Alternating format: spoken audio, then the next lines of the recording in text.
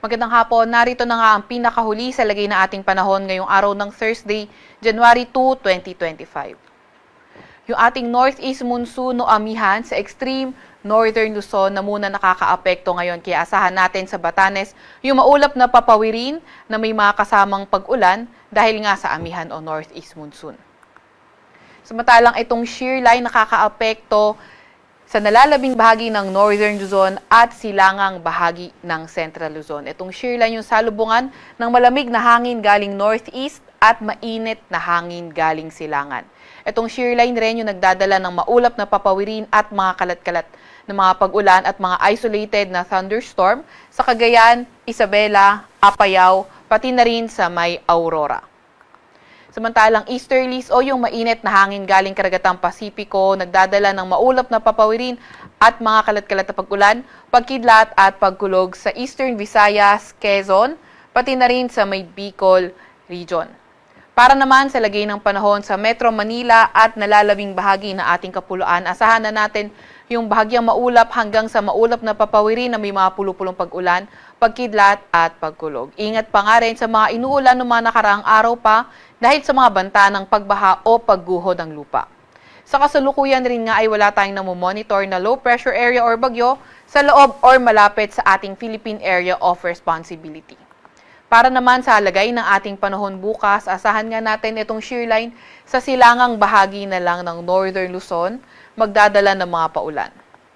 Northeast monsoon naman o hanging amihan, magdadala ng mga paulan extreme Northern Luzon, pati na rin sa may Cordillera Administrative Region, pati na rin sa ilang bahagi ng Ilocos Region. Asahan nga rin natin yung maulap na papawirin, mga kalat-kalat na pag-ulan, pagkidlat at pagkulog sa may Kalayaan Islands, kabilang ng Palawan. Para naman sa Metro Manila at nalalabing bahagi ng Luzon, partly cloudy to cloudy skies weather tayo at may mga tsansa ng mga localized thunderstorms. Agwat ng temperatura bukas sa Metro Manila at Legazpi ay 25 to 30 degrees Celsius. Sa Tagaytay naman at Tugigaraw ay 22 to 28 degrees Celsius. 16 to 23 degrees Celsius sa may Baguio at 24 to 31 degrees Celsius sa may Lawag. Agwat naman ang temperatura bukas sa Puerto Princesa at Kalayaan Islands ay 25 to 31 degrees Celsius. Para naman sa lagay ng panahon, Visayas at Mindanao, for tomorrow, asahan na nga natin yung mabuting panahon, fair weather conditions with chances of localized thunderstorms. Agwat ng temperatura sa Iloilo at Tacloban ay 24 to 30 degrees Celsius. 25 to 31 degrees Celsius sa may Metro Cebu. 24 to 33 degrees Celsius sa may Zamboanga. 24 to 31 degrees Celsius sa may Cagayan de Oro at 24 to 32 degrees Celsius sa may Davao. Meron din naman tayong nilalabas na weather advisory. Ito ay updated kanina alas 5 ng umaga kung saan katamtaman hanggang sa malalakas na mga pag-ulan o moderate to heavy rains 50 to 100 millimeters na mga pag-ulan ang posible sa Isabela at Cagayan. Kapag 50 to 100 millimeters yung mga pag-ulan, localized flooding posible sa mga urbanized, low-lying or near rivers, pati na rin yung landslide posible sa mga highly susceptible areas. Bukas naman, moderate to heavy na mga pag-ulan, Cagayan, Isabela, kabilang na nga ang Apayao. At sa Saturday afternoon to Sunday afternoon, asahan natin meron na tayong mga heavy to intense na mga pag-ulan sa may Cagayan at Isabela. Kapag heavy to intense, mga numerous flooding events likely lalo na sa mga urbanized, low-lying, near rivers.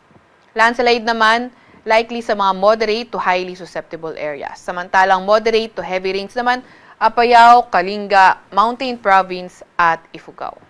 Kaya katulad nga na nabanggit natin kanina, ingat, lalo na sa mga nakaraang araw pa inuulan dahil saturated na yung lupa sa atin at posibleng mag-cause ng flash floods o hindi kaya landslides. Wala pa rin naman tayong nakataas na gale warning sa kahit na anong dagat baybay na ating bansa, pero ingat pa nga rin sa papalaot sa Northern Luzon dahil magiging katamtaman hanggang sa maalon ang karagatan. Para naman sa 3-day weather outlook ng mga pangunahing syudad natin, inaasahan natin sa Metro Manila at Legazpi, Saturday to Monday, patuloy pa nga rin ang fair weather conditions with chances of localized thunderstorms. Sa Baguio City naman until Saturday, nasahan natin, mararamdaman pa rin natin yung epekto ng amihan. Pero pagdating ng Linggo at Lunes, fair weather conditions na rin at may mga tsansa ng mga localized thunderstorms. Agwat ang temperatura sa Metro Manila ay 24 to 31 degrees Celsius. 17 to 23 degrees Celsius sa may Baguio at 24 to 31 degrees Celsius sa may Legazpi City. Para naman sa mga pangunahing syudad sa Visayas, Metro Cebu at Iloilo City, the next 3 days, Saturday to Monday, fair weather conditions rin, pero may mga tsansa pa nga ng mga localized thunderstorms. Pero sa Tacloban, Saturday, naasahan natin na magiging maulan, pero pagdating naman ng Sunday and Monday, mag-i-improve na yung weather natin sa lugar na yan. Pinakamataas sa temperatura sa Metro Cebu, posibleng umabot ng 32 degrees Celsius. Sa Iloilo City naman ay 24 to 32 degrees Celsius agwat ang temperatura at 25 to 32 degrees Celsius sa may Tacloban City. Para naman sa mga pangunahing syudad sa Mindanao, asahan natin sa Metro Davao, Saturday at Sunday patuloy pa nga rin yung maulap na papawirin at mga kalat-kalat na pag-ulan at pagkilat-pagkulog. Pero pagdating naman ng Lunes, mag-i-improve na yung panahon sa Metro Davao. Cagayan, De Oro City at Zamboanga City patuloy pa nga rin fair weather conditions na may mga pulupulong pag-ulan, pagkidlat at pagkulog. Sa Metro Davao, 24 to 32 degrees Celsius sa agwat ng temperatura, 24 to 32 degrees Celsius naman sa may Cagayan de Oro at 24 to 34 degrees Celsius sa may Zamboanga City. Sa Kalakhang, Maynila, ang araw ay lulubog ng 5:39 ng hapon at sisikat bukas ng 6:22 ng umaga.